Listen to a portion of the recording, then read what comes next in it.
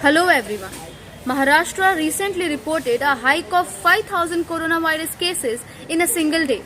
But yet the government decides to stay numb. However, till now it is quite clear that the Prime Minister of India prefers to a monologue.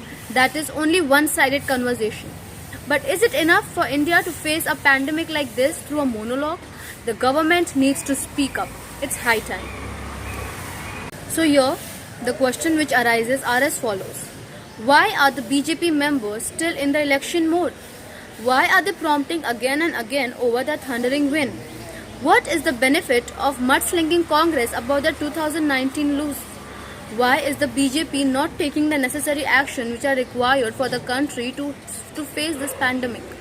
These are the questions which I think will rarely get answered till the time BJP is ruling India. The big question which arises is that the BJP, which has a 32 lakh strong WhatsApp group members along with many other accounts on social media like Twitter, Instagram, the BJP members, they can use it for promoting welfare and also awareness about this pandemic which is going on the world today. But instead they are using it to spread fake narratives against Muslim and also against the Congress. What is the benefit from this? Another big question. Where is Home Minister Amit Shah? Apart from one or two interviews, I have rarely seen him.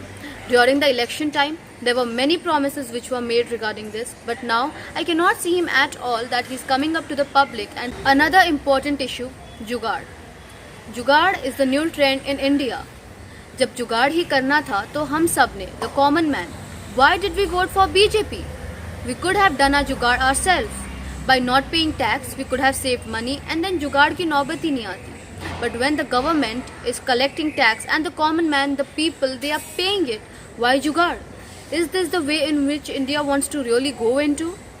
As a citizen of this country and also as a student, it becomes the responsibility of the youth to ask these questions because knowing both the sides of the story is important and not blindly trusting the government. This will really lead to a wrong way.